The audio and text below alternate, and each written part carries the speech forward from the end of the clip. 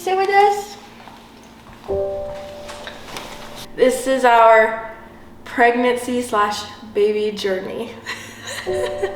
Disclaimer before you get more into this video. We're gonna be talking about womanly things. We're gonna be talking about sex. And I also did want to say that if you are somebody who is also going through this, just to make sure that you are in the right mindset to be watching this video, because I feel like there are some like hard moments in this video, and I just don't want it to like trigger anybody. I guess let's start from the very beginning. Okay. Why we even started talking about getting pregnant. At the very, very beginning, we weren't planning or really talking about having a baby, and then one day I just wasn't feeling well and I took pregnancy test and it was positive. Freaked out because I thought pregnancy tests don't just go positive. I was actually extremely excited to tell Luke, even though we really hadn't even talked about it. And he got home from church that day and I just surprised him that we were probably pregnant. And I have never seen Luke almost poop his pants. You were not excited. Yeah, because I think that was still when you were on birth control, and I think that was right after we had moved into this house. So we were still, kind of recovering financially. And I'm the kind of guy that wants to try to be as prepared as possible, and in that moment did not feel prepared. Yeah, So. Neither did I. Yeah. After we really thought it was a positive, we kind of like got punched in the face But then by reality. Everybody always tells you that you're never going to be prepared, but I don't know. I think that there's a part of that, I believe, but I think you can be a good steward without being fully prepared. So there are certain goals that I did have, and I still do have, before we have a baby, 100%. Yeah. But then we went and got the blood work done. Come to find out I was not pregnant. And I actually was genuinely really upset. And Luke was just kind of like, praise the Lord. So I think that's when it started opening Luke's eyes that like I was wanting to get pregnant. And so we kind of had to have like a heart-to-heart talk about future stuff. So we decided no more birth control. Let's just see kind of what happens, I guess is what happened. But I think Luke was still kind of on the fence of like, I still don't want to have a baby right now.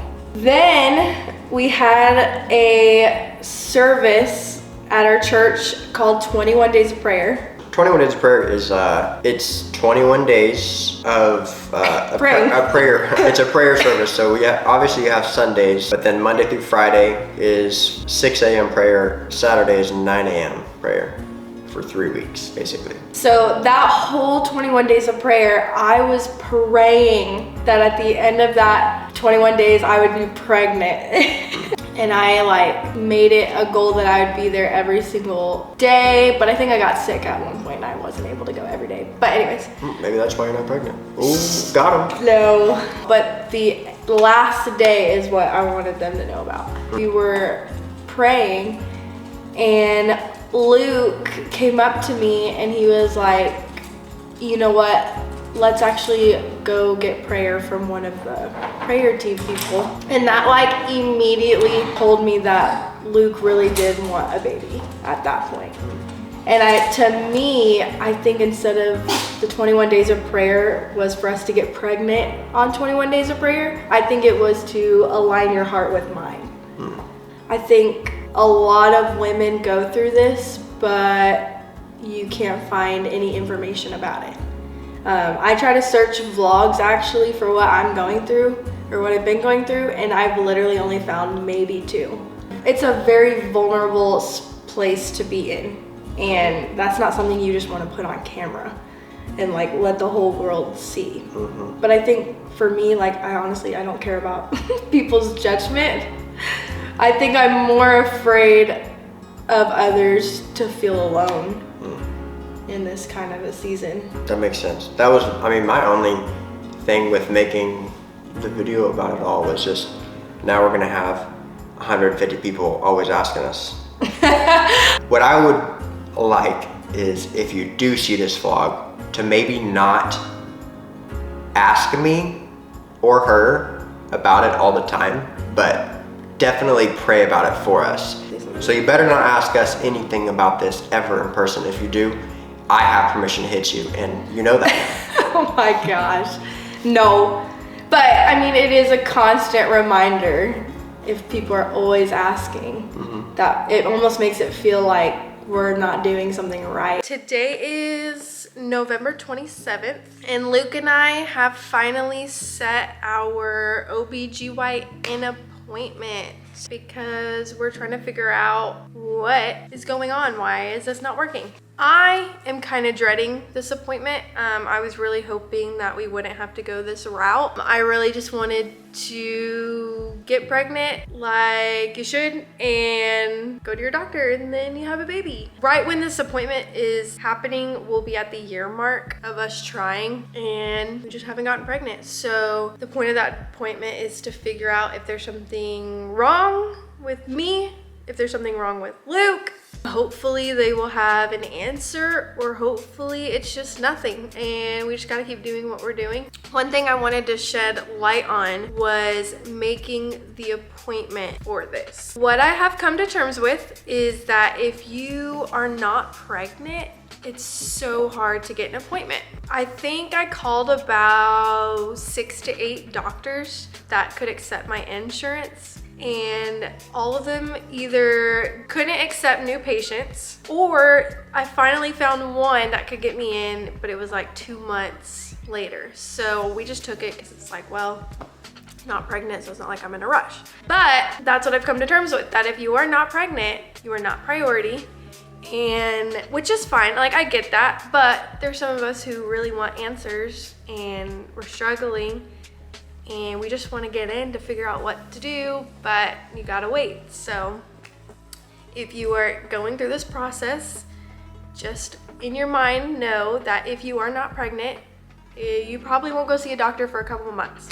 Another thing that I have learned is out of the 8, I think 2 of them were actually nice to me and reassuring and letting me know what's gonna happen in the process and what they were gonna email me and all this stuff.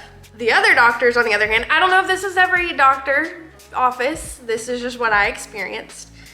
You may experience this, you may not, I don't know, but this is just what I experienced. They were really rude to me, to be honest, and I don't know why. I wasn't being mean. I just had never made one of those kind of appointments before, and they asked what did I need to come in for, and I was like, oh, I just need an OBGYN doctor, and they were like, yeah, we know. Why? And it was like, oh my gosh, like, I'm sorry, like, I don't know. I don't know. I just didn't know. I didn't know that everybody goes there for just the OBGYN. I don't know what I thought. I just don't know all that stuff.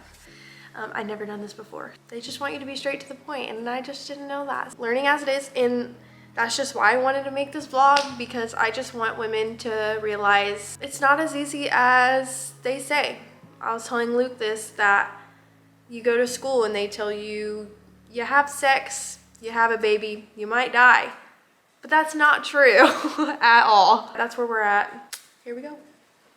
Today is our first doctor's appointment. Hopefully we'll get some answers and see what's going on. Oh, it's like trying to cook a dish that you don't know how to cook, and nobody else knows how to cook because it's like only for you. But other people like suggest like different seasonings that you can add. Oh my god. That may or may not make it better, and may or may not make just the perfect ingredient or perfect meal. Basically, we're still in a waiting game. You did the blood work.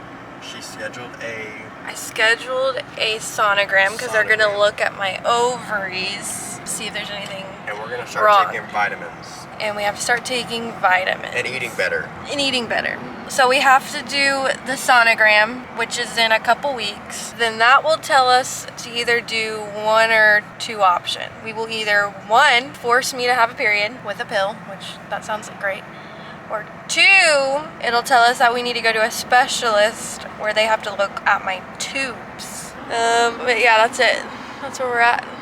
One thing that we didn't know was that because I think most women know you're supposed to take prenatal vitamins, but we found out that men are also supposed to take prenatal vitamins. Or can. I guess it's not like necessary. Yeah, it's not necessary, but it definitely helps. Or you can go and buy the manly looking one, which is probably just more expensive. But they're the same thing and they're more expensive, so it's just another scam. If you want to know, Costco has the gummies or the pill, and it's probably way cheaper at Costco, so. Yeah, definitely. With the gummy, you have to take 2 a day. With the pill, you only take 1 a day, so. Okay, y'all. Today is ultrasound day or sonogram day. I still don't know the difference, but I know there is a difference.